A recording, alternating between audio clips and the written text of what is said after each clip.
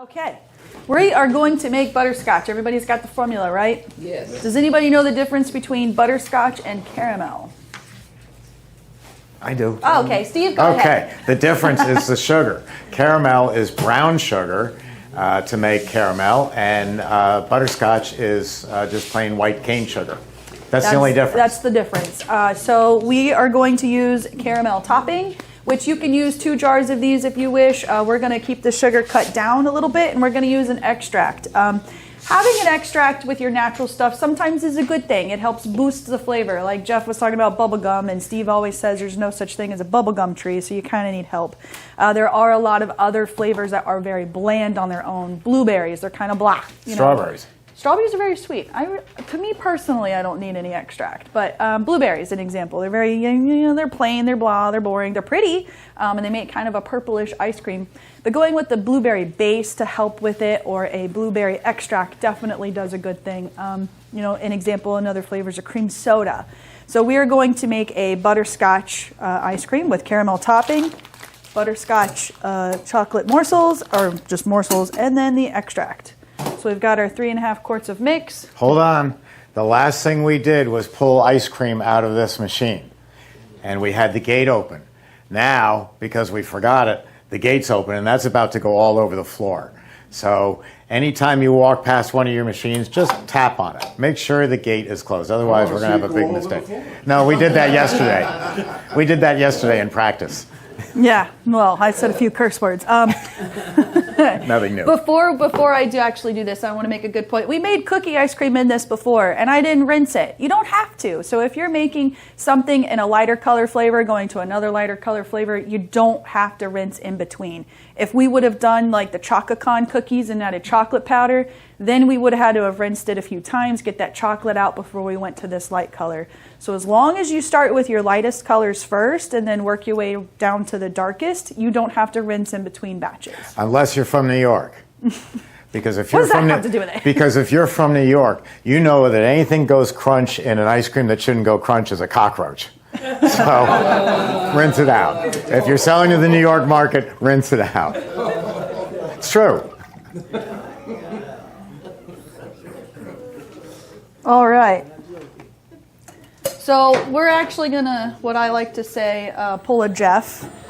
So we're going to get that going. We're not going to turn on anything. We're going to pour in our caramel topping. And we're just going to Watch it slowly drip. slowly go in. You could heat it up in a double boiler if you're in a hurry, but this works as well. And I think the Smucker's is the best brand out there. And it's, you pick it right up at the supermarket. Yes? Why wouldn't you start pulling it right away? Because Go.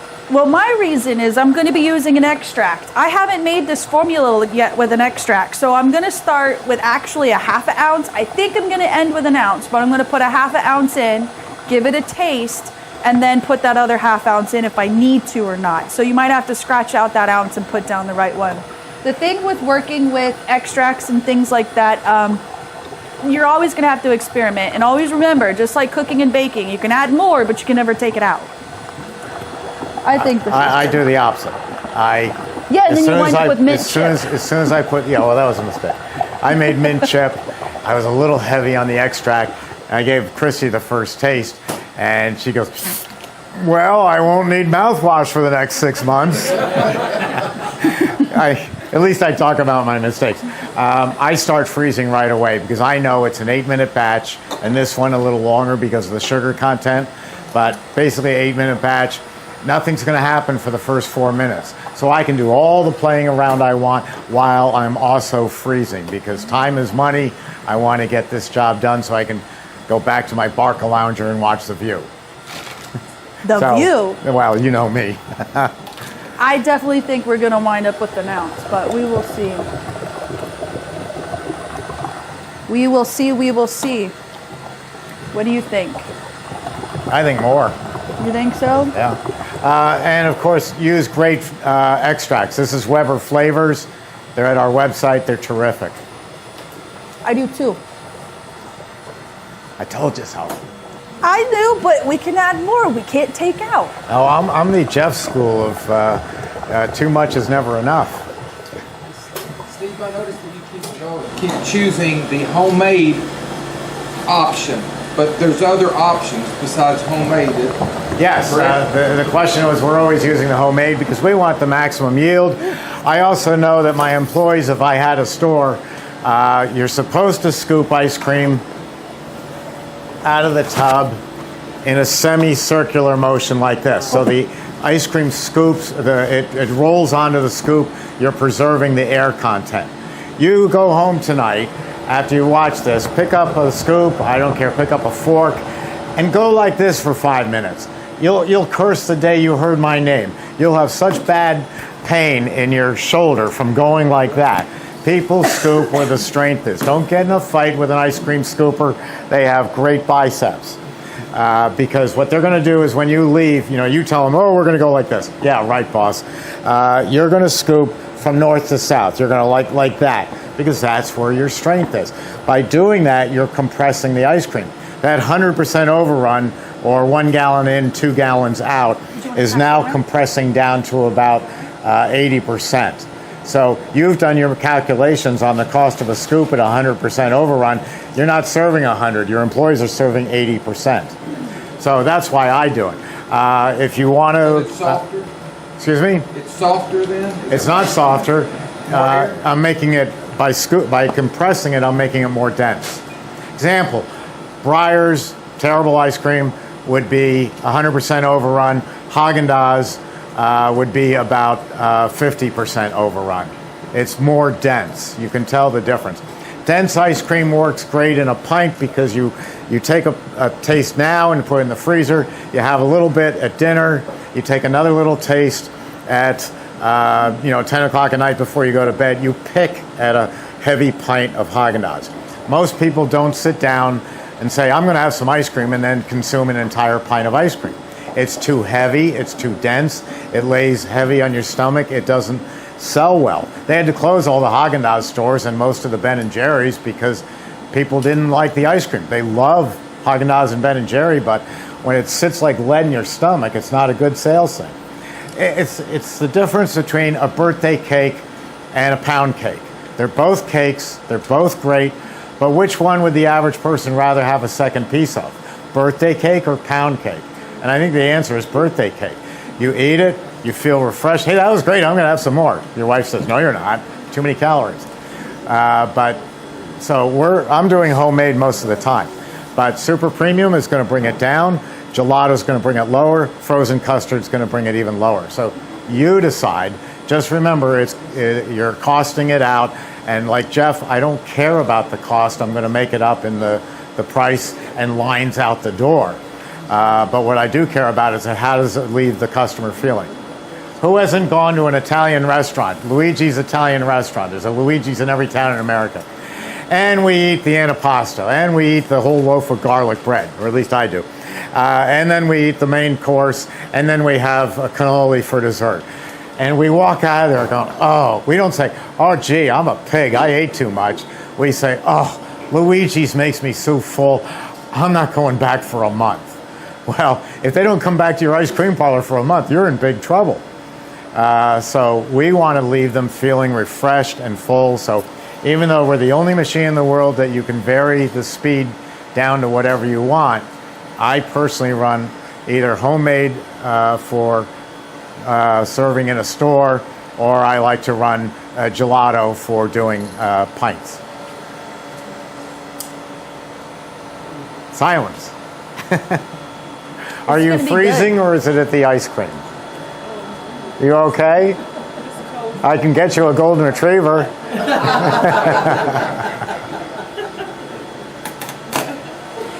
And even making this flavor would be really great to make a variegate, like Jeff said. You can make a butterscotch or a caramel, take that even topping, and as it's coming out of the machine, you can put it into like a squeeze bottle and squeeze it into your tub as it's coming out and folding into there. You can do a variegate just like Jeff did. I'm actually a big fan of Jeff's method. It works really well, and it's so beautiful once it's frozen, and it looks amazing in a little cup. when Steve was talking about that birthday cake, I've actually made a birthday cake ice cream. You bake your cake with the confetti cake. You make it all nice and pretty, and then I took a jar of frosting and I literally scooped that jar of frosting and stuck it in the machine, you know, and scraped it with it not running, the dasher not running, and scraped it off and got that frosting in there, and it made it really, really, really good. And you can actually taste the birthday cake and the frosting like you're actually eating a cake. It was very good. One variation of what Jeff does, before Jeff invented the idea of the squishy bucket, which is really great. So I hope that man brings out squishy buckets. It's the best method going. But the old method would be, here's your butterscotch, and here's your ice cream, your tub of ice cream. And you take a third of it out of the tub, you know, you take some out, and then you dip into your butterscotch, and you go once, twice through it, take some more ice cream out of the machine, once, twice, same as Jeff was doing with the squishy before the squishy bucket, or after you use the squishy bucket, but it's the same idea but a little slower. However, you don't take it out of the container of butterscotch, because now you're not going to use it all, and now you've just contaminated it with dairy. So what you do is you take your butterscotch and pour it into another container so that this is left uncontaminated, and now you dip your spatula into it and go once, twice, and you can do it that way. But hopefully soon these will be on the market, and we'll be selling trillions of dollars of squishy buckets. So we'll see.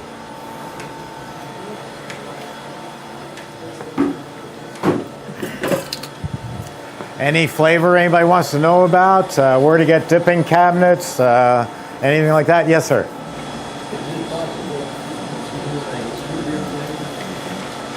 This man's really into the artificial stuff. I remember Root beer. Root beer. Well, remember I did that? Yeah. Okay, well, I didn't tell you. Hold that thought, guys.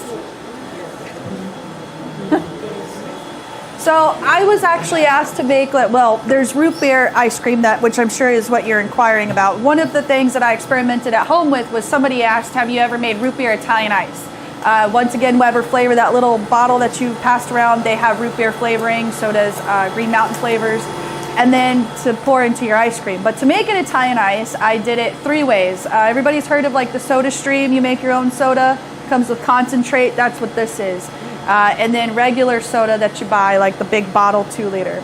So I did it 3 ways. I used this. I flattened a bottle of root beer soda for 2 days in the fridge, and then I used a fresh carbonated soda right into the machine. I used no water. I poured the root beer right into the machine. I added the sugar, and that was it. And all 3 of them, everybody in the office tasted all 3 flavors. Believe it or not, they voted for the Soda Stream concentrate. The carbonated soda from the root beer actually was wow, fizzy, popped. They took a bite and was wow, that's very fizzy. The flat one, it just tastes exactly like a flat root beer. And then the concentrate actually came in for the win because it made it taste like you were eating a root beer Italian ice. So I would assume using an extract for an ice cream would probably be your better bet than putting real soda in there, because it'll make it very crystalline. There's just no flavor that you can't make, but there's just some flavors that you shouldn't be making.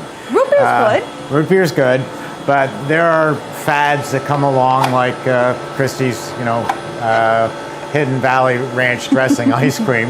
But you're going to hear, especially out of the West Coast, people making all sorts of exotic things. The latest gimmick is supposed to be coming from Italy, but I don't know, where you're putting olive oil into the ice cream. And there's just certain things that I don't think go with ice cream. And if you want to do it as a flavor of the week and risk your money and your reputation, that's perfectly fine too. There is one exception. I make a lavender ice cream. I made it down at Penn State. You got a whole room full of, angry football players, and you get up in front of them and just say, okay guys, today we're going to make lavender ice cream and you're going to love it. And they're all grumbling what are you talking about? Well, Tyranny, this company that Jeff showed you before, let me grab a bottle. Oh, and it happens to be lavender. This is a great flavor ice cream. Tyranny makes lavender syrup. You pour that into the machine. I add chocolate chips or chocolate espresso beans. And the name just sounds like not something I want to eat, but it really is an incredibly addictive flavor. So that's fun to do. I think the number of flavors that I recommend in stores now, we're okay? About a minute. Okay, I'll talk in 58 seconds. Okay. We used to do stores 32 flavors and a repertoire of 60 flavors. Some people still do.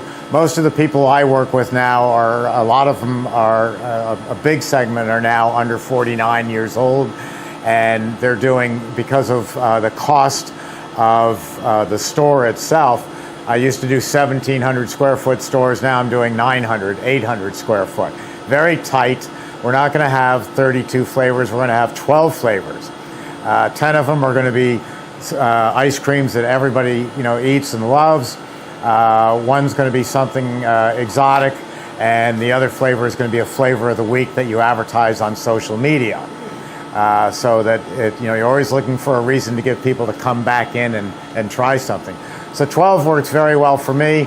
And then a separate cabinet, a smaller one, I've got a small one in the back you can look at later, that I'm going to use for dairy-free, which is a coconut-based or oat-based ice cream product, though there's no dairy in it, so you can't call it ice cream.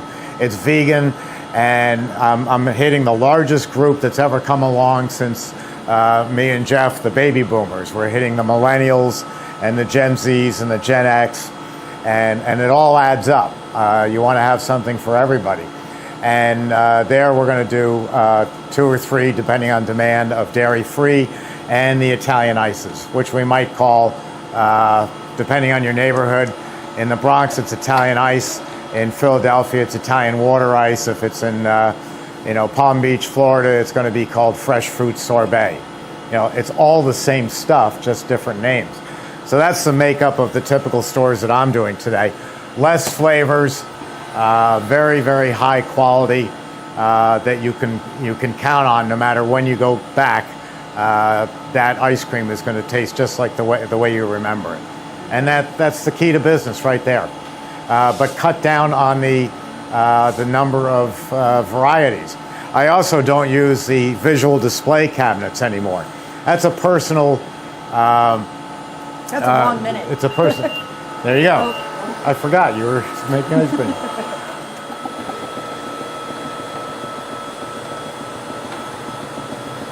Now see how fast that comes out? Oh, you can smell it. So we have the consistency from front to back. That's very, very important. Nobody else does that. You look at other videos and it's coming out real slow through these bars, and they tell you that the bars add design to it, which goes away after you scoop it once. It's just because they aren't clever enough to invent a safety guard that doesn't restrict. I have great people working for me and great engineers.